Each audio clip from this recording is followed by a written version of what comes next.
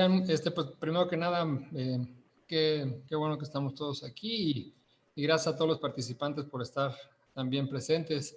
De profesión especialista soy oncólogo y por eso entiendo lo que es el diagnóstico temprano y el tratamiento temprano, porque en sí todas las enfermedades necesitan este mismo enfoque para poder dar un vuelco o dar un giro en ellas, ¿no? El estudio epidemiológico básico: no se necesita gran ciencia para saber que todo México es territorio COVID y que cualquier persona a tu lado puede estar contagiada. Si vivimos en ese principio, es mucho más fácil y aceptar esta vulnerabilidad que mencionaba el doctor Moreno y que todos estamos en riesgo de padecerla. Toda enfermedad tiene un código y el código tiene que ser simple de entender. Es una enfermedad microvascular del endotelio, no es una enfermedad pulmonar nada más. El tratamiento tiene que ser accesible y de bajo costo porque si no, no puede tener impacto. Este tiene que ser sencillo, de preferencia empezar el tratamiento en casa, obviamente. Tiene que ser efectivo y razonable, basado en la evidencia, con medicina completamente alopática. Eso es muy importante para que el tratamiento sea legal y que tengamos una mejora en el pronóstico, el diagnóstico y el tratamiento oportuno. Ninguna persona puede o debe pasar esta enfermedad sola. Esta enfermedad, como ninguna otra, se trata con acompañamiento para mejorar el estado de ánimo y el pronóstico de los pacientes.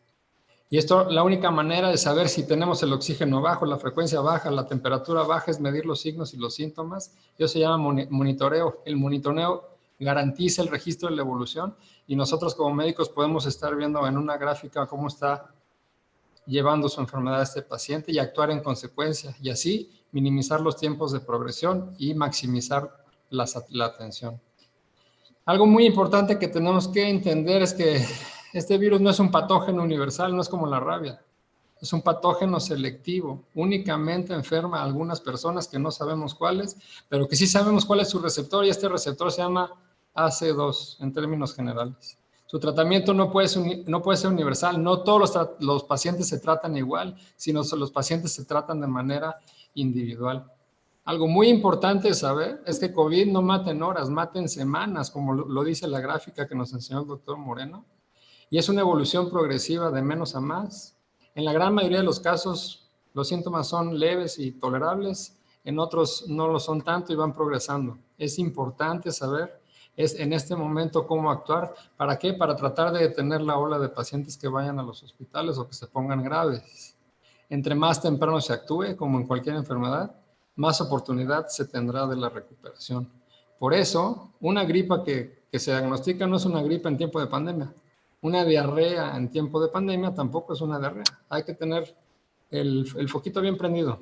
Ahora, COVID es una enfermedad del endotelio. El endotelio, para el auditorio, es la célula que recubre los vasos sanguíneos, y la enzima o el receptor es vital para nuestro funcionamiento cardiorrespiratorio y vascular. ¿Por qué el problema es pulmonar? Principalmente por la estrecha relación que tiene el alveolo y los vasos sanguíneos, donde ocurre la transportación de oxígeno. Esta inflamación exagerada, por así decirlo, desnuda y activa lo que es la coagulación dentro del pulmón y activa una inflamación tremenda como respuesta a este ataque y esta presencia de trombos o de coágulos que impiden el libre paso del oxígeno vital para mantener nuestra vida. Y por eso, en un inicio, allá en China, el año pasado, se pensaba que se trataba de una enfermedad estrictamente pulmonar o una neumonía en China.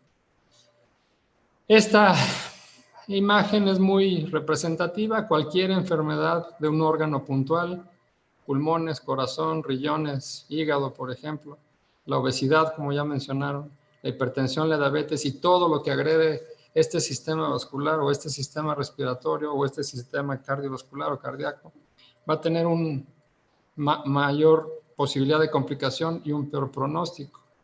En términos generales, y esto está en inglés, es un síndrome tromboembólico donde se obstruyen los vasos sanguíneos. Eso es COVID-19. Y esto que ocurre en el pulmón es lo que nos lleva a las grandes complicaciones respiratorias. Solamente son dos cosas que tenemos que tener en mente como público en general. Es una enfermedad tremendamente inflamatoria y protrombótica, o que favorece la presencia de coágulos a todos los niveles y especialmente a nivel pulmonar. Y también esta desencadena una tormenta de citocinas, le llaman, una reacción inflamatoria brutal, prácticamente imparable. Ya casi no hay virus, pero es una respuesta que nuestro cuerpo hace. ¿Cómo se previene una tormenta? Pues como está aquí el señor meteorólogo, nada más uno la puede predecir. Se puede prevenir, quizás, se puede diagnosticar. Ahí viene la tormenta, me tengo que resguardar. Si puedo, la controlo. Y no únicamente me quedará aguantar el ritmo de este huracán para esperar y que la tormenta pase. Y la otra es la cascada de coagulación. Entonces, no hay manera de tener una cascada de coagulación abajo del chorro. Se tienen que poner represas y evidentemente en río arriba en aguas más calmadas. ¿Eso qué quiere decir? Que entre más temprano desviemos un poco la enfermedad río arriba, menores problemas tendremos con la coagulación y por lo tanto con la inflamación. Esta enfermedad, para fines prácticos, te pone a correr un maratón metabólico. Si ustedes quieren salir bien del COVID, tienen que prepararse como si fueran a correr un maratón. Evidentemente, las personas que no tienen reserva cardiopulmonar, que son sedentarias, tendrán mayores complicaciones. Los niños en general, las personas sin comorbilidades o enfermedades y los atletas de alto rendimiento aeróbico llevan un COVID-19 leve en la gran mayoría de los casos. Claro, como dijo el doctor Moreno, habrá algunos al final que desviaciones estándar que no podemos explicar y que quizás sea parte de un factor genético. Punto número 1, alta sospecha. Alta sospecha, no se escapa el diagnóstico y cualquier síntoma literalmente como la canción de los pies a la cabeza puede ser un COVID. Y si mantenemos esto en nuestra mente, no dejaremos que la evolución progrese. ¿Cuál es el equipo mínimo que tenemos que tener? Evidentemente el oxímetro, evidentemente el termómetro, evidentemente si la persona es diabética, el glucómetro y su baumanómetro. Afortunadamente ya son digitales y su uso prácticamente es de un solo botón y eso favorece el registro de los signos y de los síntomas. El tratamiento oportuno escalonado vino como consecuencia de la presentación de los casos. No todos los casos se pueden tratar igual y no todos pueden llevar a cabo, tomarse absolutamente todos los medicamentos que existen. Hemos visto recetas con más de 20 medicamentos en pacientes que tienen muy pocos síntomas. El tratamiento no es igual, el tratamiento tiene que ser escalonado. Y de manera oportuna, evidentemente, es cuando los síntomas son muy ligeros o cuando los síntomas se están iniciando. Entonces, dependen de la evolución de los síntomas y de los signos para llevar a cabo una evolución en lo que es el tratamiento. Las diferentes presentaciones, ya se mencionó, el COVID asintomático, evidentemente ellos no necesitan ningún tratamiento. Gente sana, generalmente joven, generalmente niños. Únicamente observación, distancia, protección, higiene y alejarse de las personas vulnerables. Después, el COVID leve, generalmente se mejoran en 2 a 5 días. La oxigenación siempre es normal. Habrá taquicardia, un poquito de febrícula. Se puede realizar actividades normales y evidentemente no hay ninguna complicación respiratoria.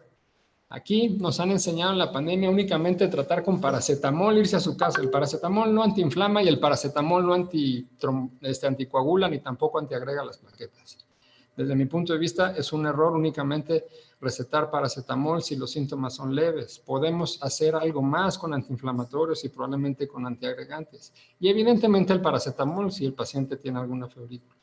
El COVID moderado, ya habrá persistencia de síntomas o aumento de los mismos. Fiebres arriba de 38, oxigenación que está todavía arriba de 90, ya hay una frecuencia cardíaca cercana a los 100.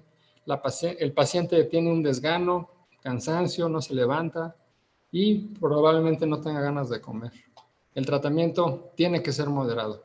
En el COVID grave, después de los 7 días, estos 7 a 10 días, la oxigenación empieza a bajar, la fiebre empieza a persistir, la frecuencia cardíaca puede ser más alta, el paciente tiene un ataque al estado general y entonces el tratamiento tiene que ser más intensivo y evidentemente cuando es discapacitante, hay más de 10 días, la oxigenación dentro de nuestro protocolo por debajo de los 85, más una fiebre que lleva muchos días, anorexia, imposibilidad para realizar esfuerzos y un deterioro progresivo, nos obligan a que este paciente sea, en un inicio, si hay lugar en el hospital, evidentemente referirlo. Regla número 1 del tratamiento oportuno escalonado. Por favor, no automedicarse. Regla número 2, que va de la número 1, el tratamiento va de la mano con un médico con cédula profesional registrada. Por alguna extraña razón, todo el mundo se siente médico y todo el mundo siente que puede curar COVID. No, COVID es grave, potencialmente letal, no se sabe y es incierto cómo va a ser la evolución. Por lo tanto, tiene que haber un responsable del tratamiento y de la vigilancia de cada paciente. Ese es uno de los principios que tenemos en Salvemos Conciencia. ¿Para qué? Para que el paciente esté acompañado con una persona certificada y que le sepa dar unos consejos adecuados en el mismo. ¿Cuáles son nuestros pilares del tratamiento? En un momento hablará el doctor Espinosa de estos, pero evidentemente es mantener la oxigenación, hacer todo lo que se pueda contra la inflamación o antiinflamar. Aquí tenemos los no esteroideos y los esteroideos. Anticoagular, aquí tenemos los protectores vasculares, los antiagregantes o los anticoagulantes. Y el control de las comorbilidades. ¿Cuáles son estas dos principalmente? Son dos, diabetes e hipertensión, no hay más. Estos 4 pilares garantizan que nosotros con todo lo que tenemos de evidencia científica podamos actuar de manera oportuna tratando de corregir el curso y el rumbo de COVID-19. Este es el acordeón, como le digo yo a Lorian, de lo que allá en el mes de julio más o menos se nos ocurrió. Pero entonces, la suplementación de vitaminas, la alta sospecha, el acceso a la oximetría, al hospital que esté cercano, evidentemente todo tu equipo para poder monitorizar los signos, tus antiagregantes o antiinflamatorios o anticoagulantes, de preferencia, por el amor de Dios, no usar en etapas iniciales lo que son los antibióticos, no tiene ningún sentido. Saber cuáles son los factores de riesgo que se tiene en cada paciente individualmente, tener una comunicación estrecha y disciplina con tu médico y llevar a cabo todas las indicaciones. Y llegado el momento, solo hay 2 opciones: el paciente mejora o el paciente no lo hace y lo tenemos que referir de manera más oportuna, en sus 80s bajos, en sus 70s altos, para que no lleguen en sus 40s o en sus 50s, realmente muy, muy deteriorados a nuestros servicios de urgencias y que lamentablemente su pronóstico es muy malo. Estas últimas diapositivas es más o menos para ejemplificar que un paciente asintomático, pues una mínima vigilancia, quizás síntomas leves, protección vascular, antiagregante, paracetamol. Si empieza el moderado, evidentemente ya hay necesidad de actuar contra la inflamación. Si disminuye la oxigenación, aquí es donde ya tenemos que apoyar el suplemento con el oxígeno que tan escaso se ha hecho a últimas fechas. Y aquí es cuando ya empezamos a usar lo que son los antiinflamatorios pero esteroideos y el uso de los anticoagulantes. Y generalmente los pacientes tienen alguna enfermedad metabólica, principalmente diabetes e hipertensión, lo cual nos hace obligado a controlar al mismo tiempo todos estos. Según el riesgo y la evolución, es el tratamiento. Términos generales, coloquialmente, para que no se nos olvide, depende del sapo, tendrá que ser la pedrada. Sapo chico, no lo quieran matar con un tráiler. Y un sapo muy grande, pues sí, hay que utilizar todo lo que se tiene a la mano para tratar de controlarlo. Esta es una diapositiva donde incluye todo lo que es el tratamiento oportuno. Hay que prepararse cardiopulmonarmente, higiene, hidratación, las vitaminas que están recomendadas, el zinc, si se puede controlar el peso, la diabetes y la hipertensión, porque desde hace un año nos están avisando que este virus afecta a diabéticos, obesos e hipertensos y muy poca gente quizás se ha puesto las pilas. Los síntomas leves se tratan con tratamiento leve, los síntomas moderados, la oxigenación que empieza a disminuir, tratamiento donde ya hay esteroides y anticoagulantes, y los síntomas severos, quizás la utilización ya de oxigenación y medidas más intensivas. Es muy importante el control de las comorbilidades y de inicio, en la etapa viral, algo que estas iniciales para un acrónimo que se llama SAP, en español quiere decir política cero antibióticos, la citromicina, la amoxicilina, etcétera, etcétera, etcétera. La ceftriaxona, 20 inyecciones, no sirven para nada para un virus. No niego la utilización de los antibióticos, pero únicamente cuando hay una infección demostrada.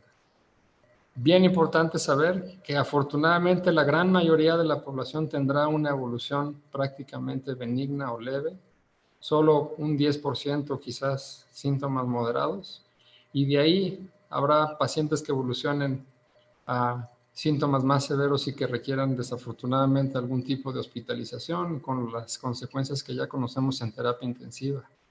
El problema de este virus no es este. El problema del virus es que es extremadamente contagioso. Y entonces cuando se contagia uno en una casa, muy probablemente estén contagiados todos. Y todos los de la oficina, y todos los que trabajan, o todos los de la cuadra. Entonces, ese es el gran problema de este virus y su transmisión de manera asintomática, como lo dijo el doctor José Ignacio. Por eso es tan importante el uso de cubrebocas. Algo que queremos aportar por último es que en esta monitorización, cuando el paciente se empieza a recuperar, hay un fenómeno muy interesante de bradicardia, recuperación de la oxigenación, muy frecuentemente temperatura menor de 36.5, y en enfermedades más severas hay presencia de sudoración intensa. Cuando llega la bradicardia, cuando recupera la oxigenación, puede haber un poco de hipotermia y sudoración. Los pacientes están en periodo de recuperación y eso es muy alentador cuando uno está monitorizando a los pacientes. La detección, la vigilancia y la atención temprana en COVID-19 salva vidas. En esta enfermedad no hay tiempo que perder, por lo tanto, hay que aportar y hay que ser muy incisivos en que el mejor tratamiento es el tratamiento temprano antes de que inicien las complicaciones. Muchísimas gracias.